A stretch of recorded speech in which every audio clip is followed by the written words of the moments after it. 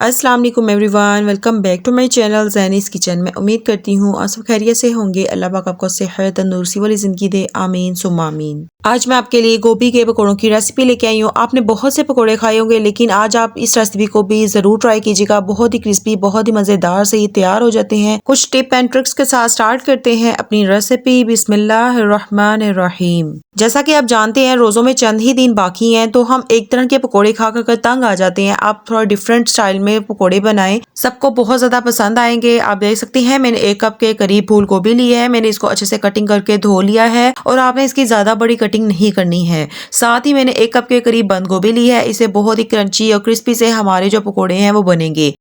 और मैंने 1/2 कप के करीब मेथी ली है। इसमें मैंने हरा धनिया भी ऐड कर दिया है। गोभी के पकौड़ों में मेथी का कॉम्बिनेशन बहुत अच्छा लगता है, आप जरूर ऐड कीजिएगा। और साथ ही मैंने 3 से 4 अदद लहसन के जवे लिए थे, इसको बारीक चॉप कर लिया था। अक्सर लोगों को हेल्थ इशू आता है गोभी की वजह से, तो आप लहसन के जवे ऐड करें, बिल्कुल भी कोई मसला नहीं होगा। और इसके बाद मैंने 1/2 कप के करीब शिमला मिर्च ली है। शिमला मिर्च से भी जो हमारे पकौड़े हैं वो बहुत ही मजे के और डिफरेंट फ्लेवर में रेडी हो जाते हैं। और मैंने 1 प्याज ले लिया था, इसको गोल लच्छों में काट लिया है। आप इसी तरह से कटिंग कीजिएगा, बहुत ही मजे के पकौड़े हमारे बनके तैयार होंगे। और मैंने 1 अदद बड़ा आलू ले लिया है। मैंने नया वाला आलू लिया है, इसका छिलका मैंने रिमूव करके इसे पानी में डिप करके रख दिया, क्योंकि इसका अक्सर कलर खराब हो जाता है। सबसे पहले हम आलू की अच्छे से कटिंग कर लेते हैं। आपने आलू की कटिंग बहुत बारीक करनी है, इससे जो गोभी के पकौड़े हैं वो बहुत ही मजे के और क्रंची से बनकर तैयार हो जाते हैं। आलू की बहुत अच्छे से कटिंग हो चुकी है। अब 1 अदद बाउल लेंगे, उसके अंदर तमाम सब्जियां शामिल करते जाएंगे। अगर आपको मेरी रेसिपी अच्छी लगी है तो लाइक और शेयर कर दें, और अगर आप मेरे चैनल पे न्यू हैं तो सब्सक्राइब करना बिल्कुल ना भूलिएगा। साथ ही बेल आइकन को प्रेस कर दें ताकि मेरी न्यू आने वाली रेसिपी का नोटिफिकेशन आपको मिलता रहे। मैंने प्याज भी शामिल कर दिया है, इसके साथ ही मैं इसमें बंद गोभी भी शामिल कर दूंगी। आप बंद गोभी जरूर ऐड कीजिएगा, बहुत ही क्रिस्पी से हमारे पकौड़े बनते हैं। इसके बाद मैं इसमें शिमला मिर्च ऐड कर रही हूँ। शिमला मिर्च आपने ज़रूर ऐड करनी है, बहुत ही डिफरेंट फ्लेवर आता है इससे। साथ ही मैं मेथी ऐड कर दूंगी। मेथी आपने बहुत ज़्यादा ऐड नहीं करनी, इससे आपके जो पकोड़े हैं वो बहुत ही कड़वे बन जाएंगे। मेथी ऐड करने के बाद इसमें मैंने गोभी ऐड कर दी है। गोभी को भी मैंने थोड़ा और छोटा कर दिया था, इससे बहुत जल्दी पक जाते हैं। साथ ही मैं इसमें जीरा ऐड कर रही हूँ 1 टेबलस्पून, कोरिएंडर पाउडर 1 टेबलस्पून। अब इसमें बाकी के भी तमाम स्पाइसेस ऐड करते जाएंगे। सबसे पहले इसमें ऐड करेंगे साबुत धनिया 1 खाने का चम्मच। आपने धनिये को ना हाथों में अच्छे से मसल के ऐड करना है, इससे बहुत ही मजे की खुशबू आती है आपके पकौड़ों में और फ्लेवर तो बहुत ही डिफरेंट आता है।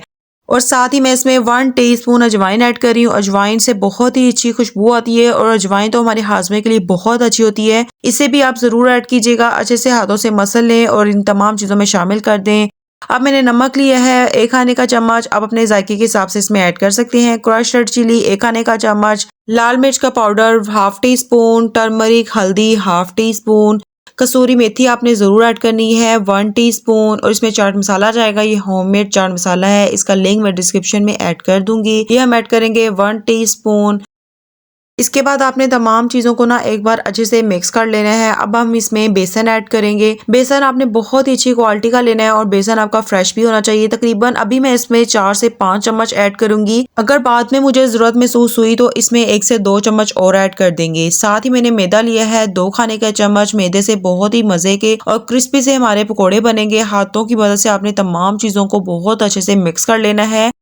इसके बाद मैं इसमें 2 खाने के चम्मच दही ऐड करूंगी। आप दही जरूर ऐड कीजिएगा, इससे बहुत ही मजे का फ्लेवर आता है। दही ऐड करने के बाद आपने हाथों की मदद से तमाम चीज़ों को एक बार बहुत अच्छे से मिक्स कर लेना है।